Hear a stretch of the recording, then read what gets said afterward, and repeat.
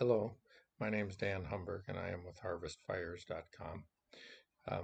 This is an instructional video that is designed to help anyone who is contemplating the tin kit installation as a part of a Firestop system on a combine. In this case, the kit is for a case model 8120 combine in the model 11 or later year.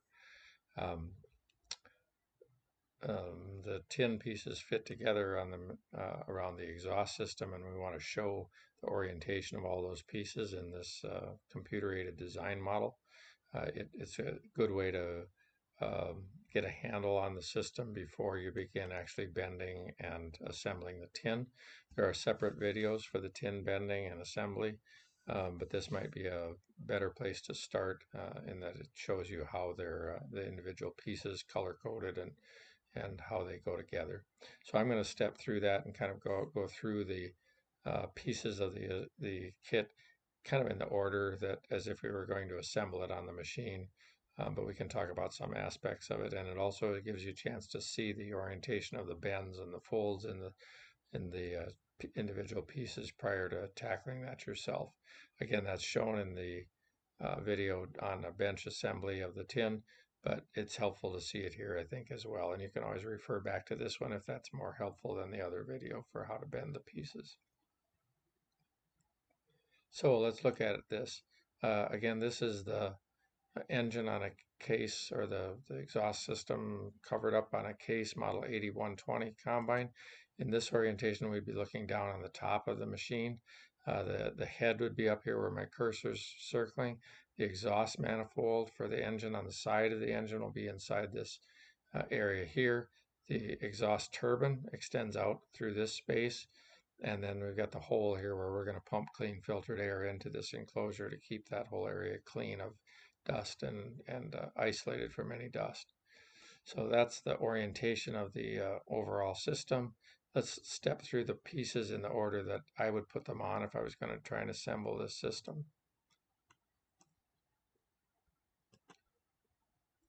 I'm going to start with this piece on the bottom over here, light blue piece. If I put the cursor over the piece, you can see the outline of it, including the flanges and the pilot holes for screws. So that's that individual piece. And before we get going here, I want to also point out there's some tabs on the bottom here. In the other video, it will show you how to bend some of those tabs down while others are left straight like this. Those tabs will rest either on top of a casting boss, a bar that's cast into the block along underneath the exhaust manifold, and the other tabs, some will sit on top of it, and the others will bend down and butt up against it. So it kind of locates this piece in the right area when you're doing that, placing those pieces. And that'll be the case for both this piece on the right and this piece on the left. So it locates them against the block. The other thing we can look at here is we've got an L-shaped bracket that will screw to the bottom, this bottom first piece, and that will allow us to lock this assembly onto the block because there's a raised casting boss right underneath here that has an open tapped hole in it. It's an 8mm tapped hole, so it takes an 8mm bolt that I'll provide with the kit. And once this piece is in place and screwed onto the bottom here, it should overlap that hole, and we can put a bolt in there and lock this onto the block in that way. So the first piece, this piece outlined here, is going to slide in place underneath the exhaust manifold, sit on top of that casting boss and butt up against it. And then this blue piece underneath can be screwed up to it. If not, it might even be possible to assemble that ahead of time and slip it in place all at once, but it's a tight space in here and it may be difficult to do that. If you can't do it as an assembly, you can always put the one in place and bring the other one in and reach underneath with your hand and screw those screws up into place to get them started in here. Then use that little stubby screwdriver provided with the kit to get them tightened up in place. Second piece that we're going to deal with is going to be this matching piece on the other half, the other side. That will go under the rest of the exhaust manifold. It it it fits in there. It's very similar, butts up against the casting boss, and in this case, it's going to overlap the first one. This one shows it overlapping from the bottom. I actually usually have this set up so that the first piece overlaps this one, and if you can do that, put this piece on top of the other one. I may tell you in the tin and bending video to bend the tab on the first piece down and this one up just a little bit so that this one rests on top of the other one. That keeps dust from jamming in between the two when the radiator blast, which is coming left to right here, covers over this or goes over this area. If we put this one underneath, then it'll coast right across here and we won't get dust being forced into that space. So that one goes in there, and it looks to me like we've got probably only one screw hole that we can start with to do those, put these two together. The next hole up here is going to involve three pieces, and so we've got to wait till we get that third one to put that screw in place. But we can put one screw to hold these two, lock these two together. And then there's this second bracket, this one with the four holes. Let's get you back centered here. With these four holes, um, and that bracket you'll have to put on after you put this piece under the manifold because you can't snake that in place when it's bolted onto this one I've tried or screwed onto this one I tried. So once this is in place, you can put the bracket up underneath there, put those four screws in, tighten them up, and again there will be an open hole in a casting boss down below for another 8mm bolt that will hold this side of the system up against the block. And that hole should line up or be very, very close to lining up over that open hole in the manifold, or excuse me, in the block casting when you get that in place. So those two are in there. The next piece that we probably work with is this blue one.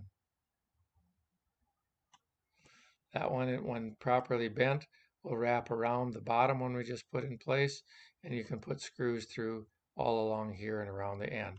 Some of these may be very difficult to reach because well, it looks open here. There's actually, the compressor turbine is here, and the air line that serves air into that compressor comes right by here, right along here, and so the space between that and here is pretty tight. But you can use that little stubby screwdriver to put screws in these holes and get that one screwed in place. I think after doing that, I'd probably come over and do this reddish piece on the other end.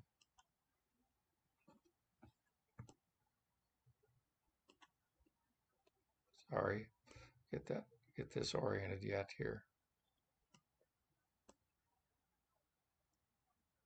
It's behind here, so it's a little harder to see. But this piece, similar to the left side, you can wrap this piece around and put screws through the bottom holes that tie it to the piece from the bottom underneath the manifold and put those through. Don't put the screws through on the inside in here yet. That they're going to be used for another purpose as well. But these most of these screw holes down here, you can put a screw in and get them started and snug them up. Once we have those two pieces screwed together, the next two that go in would be this one. That's the bottom part of the divider between the compressor turbine and the exhaust turbine. And it has a big cutout here that wraps around the bottom of the turbo bearing. So you can see that piece with its flanges bent under there, and that piece will slide under here. Actually, there's nothing to screw it to initially here, I think, so we have to wait. Probably put this top one on first. This gray one, that'll slide down over the top of the turbo bearing, slide in place there. Let's get it where we can see it. And then there'll be a screw hole here that will tie it to the blue piece, and that one will be relatively easy to reach. You'll notice that there's an open hole here left, and that's because that exhaust, or the compressor turbine, it comes so close to the exhaust manifold that we couldn't really box it in completely. It'll actually fill in part of that space, go down through there. You shouldn't need to trim this. It should be big enough to accept that bottom part of the exhaust, excuse me, I keep saying exhaust, but the compressor turbine that will kind of slice through that area. Should be a very small space around it. If the space is too large, we can fill it in with some of the aluminum foil tape that we provide with the kit to tighten it up a bit. We don't mind if the system leaks air, but it needs to leak a small amount in many places as opposed to leaking a lot of air out in one location. So with that gray piece screwed on up here, we can now slip the darker piece up underneath from the bottom, and there are two places for screws here and two places for screws here. Now, these look like they're going to go through from the right side to the right to left. In actuality, I think that this gray piece should probably overlap on the other side of this so that the screws can go through from the inside to the outside, because you can't reach them on here from this side because the compressor turbine is in the way. So although the assembly diagram right here shows this gray piece inside of the dark one, I think it should actually overlap on the outside. Anyway, in any case, you should be able to shoot the screws through from the right to the left or inside to outside of the enclosure to tie those two together. When you get those two together, then they'll stay in place for the time being, and we can come to the other side, to the exhaust side of the enclosure. And again, there are two pieces to put in place. This one, as you can see the boundary of it there, it's a dark gray piece in the diagram here. That one will slide down from on top over around the exhaust pipe. It slips, should be a fairly close fit around the exhaust pipe. And then you've got three screw holes here, here, and here to tie it onto this front piece up in front there. Once that one's screwed in place there, the bottom part, here's highlighted again in this case. Sorry, there it's highlighted. We'll slide up around the exhaust pipe and slip inside the other one that we just put on. And now you can put a screw through from the outside to the inside here, and one or two in the back. Actually, those look like they're going to be covered up here, so they may go on later with this. Either that, or well, there may be one of them that's actually underneath inside this big box enclosure here. So, but if you can get one on a screw through the inside to tie those two together. Once those two are together, we'll come back here and put the top piece on, this big long piece that covers the whole top of the exhaust manifold. And then that one will slip down inside both of these side covers over the manifold, and you can put screws through all the way around here and around on this side as well, over on the left side, to tie that top piece down. Once that one is in place, then we can slip this big blue strip around here in place. It has to slide in from the right, bent into shape. You can see the shape when we show it like this. It has a lot of small, like 45-degree bends in it. And it will slide from right to left in, and such that there are two oil lines. The pressure line, this is a steel line about 3/8 inch diameter, that will go up through this opening. And then there's a larger, about 3/4 inch diameter pipe that will come down through this opening. And this has to fit around both of those. And you may need to adjust these. There are slits cut in here so you can bend fingers out to give it more space or less space. And this one as well, it's got fingers in there so that you can open it up and potentially bend those fingers to run parallel to the oil line. So we want to make sure that we don't have any contact between these tin components and the oil line. We want a little bit of clearance around there, so that we don't abrade that line and potentially ever cut through it, because it is the oil line that lubricates the turbo bearing, and it is the engine oil that's doing that. So you don't want to leak engine oil out there and lose that. So both of those holes need to pre-fit. You may need to slide this piece in place 2 or 3 times to make sure you've got clearance there. Once you have clearance for both those oil lines, you can slide that piece in place. And there are 1, 2, 3, 4 screws down underneath the manifold that will tie that to the manifold cover. And then you start putting screws through and wrapping around here, and just keep following the screw holes around. Every time you put in another one, it'll pull the next ones into line, and you can wrap all the way around here, putting screws in the holes. Sorry, get you back down in field of view until you've got that whole piece screwed in place. And that should leave us with a box around the exhaust manifold and around the turbocharger exhaust turbine with a 4-inch hole in the top where we're going to pump clean air into this system. Now then, we have the rest of the enclosure.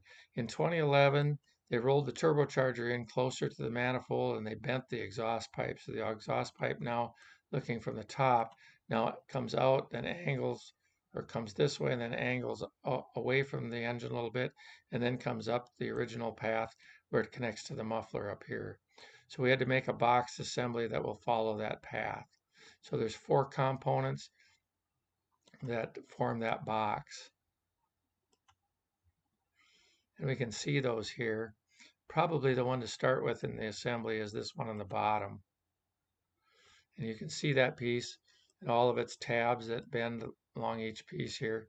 And there's a chunk of the tin folding video that's dedicated to these pieces. So lots of tabs to bend here and some small angles as it bends out and then bends up. That one can be screwed on underneath here. This little angle on the tab on the bottom will line up with the bottom of this piece so that you know you've got it in place and you can screw it on there.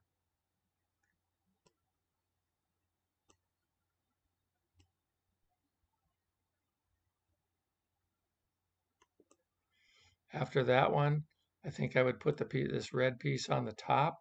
Again, if I highlight it, you can see the tabs bent up here and down all along the other sides of the piece. And then I'd screw it on here with these 3 screws on this side of the cover on the outside of the exhaust turbine. Once those 2 are in place, then this light colored piece in the back can be slipped in place. And with the long driver bit, you can reach back in and put screws through there into the box around the exhaust turbine. And then with a little stubby bit, you can reach in between here and put screws in to tie this piece to the top and bottom panels. Some of them are easy to reach, some of them not so easy to reach, but you should be able to get in there and put those in with that little stubby driver. Another way to do this probably, and you could do this as well, let's consider this possibility.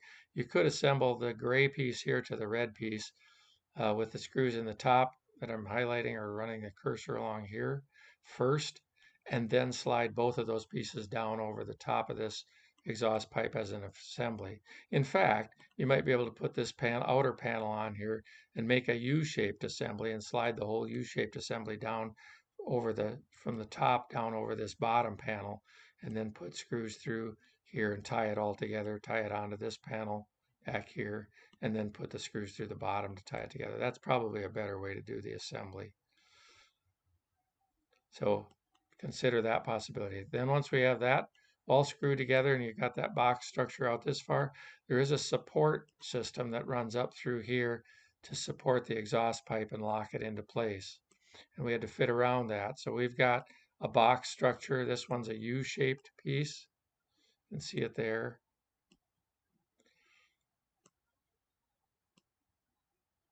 That wraps around from the top and will overlap the bottom one a little bit. And then you can put screws through here, those 3 to tie it together, those 3 to tie it together to the lower part. And then the last thing is this straight piece that just slides in here from the top, from the upper end. And you can put screws through the flanges on the bottom to tie it in place, to lock it in place. Now you're going to have an opening here and there's going to be some support structure that sticks out of there. That's okay. We're leaking air out here at this point. We're about to dump the remaining air out. These tabs on the top and bottom, at this point you can bend to fit up against the muffler. And so we kind of come close to the muffler and fit as close to that as we can possibly come. Actually, if you get that far, you're done with this tin enclosure. So that's I guess we have 2 or 3 bolts, actually 2, one here and one here would hold this on. There are holes in the top of the block above the exhaust manifold that are unused. I believe those are 8 millimeter bolt holes on these engines. On some of the later ones, they went to 10 millimeter bolts. I think these are 8 millimeter bolt holes, so you can use a couple of 8 millimeter bolts to hold these onto um, the block above the exhaust manifold. And at this point, the whole structure should be locked on there pretty well. If you have any places where you have gaps, such as around the oil lines here and here, or around the opening for the compressor turbine, you can fill those spaces in with some of that stiff aluminum foil tape that we provide with the kit. We also usually come back over the joints and put some of that aluminum tape over the screw heads to kind of use it like Loctite to hold them in place. But anyway, that's the enclosure on a later model 8120 combine, primarily the model 11 year. I tell everybody as part of all of these videos that this kit, the Firestop kit, will dramatically reduce the number of smolders you have on your combine in a volatile crop such as sunflowers, safflower, canola, or even soybeans. Um, it will reduce the number of smolders dramatically, but I cannot guarantee that you will never have a smolder on your combine again. It's still possible to ignite a fire or a smolder from a spark thrown from a failing alternator, another electrical short on the combine somewhere, a hot bearing that's failing. Any of those can produce a fire or a smolder on your combine. So I can't tell you categorically that you'll never have a smolder, but you need to be vigilant for those things. But it will reduce the smolders to make your combine act a lot more like you were combining corn or wheat. And so we hope that it works that way on your machine. Good luck with your installation. If you have questions or comments, you can contact me at harvestfires at Outlook. That's one word, harvestfires at outlook.com, or you can send an email from the Firestop website, or excuse me, the Harvest Fires website. There's a place at the bottom to send a contact email, and I'll respond to those as well. So if you have a question or comment, let me know. Good luck and have a safe harvest.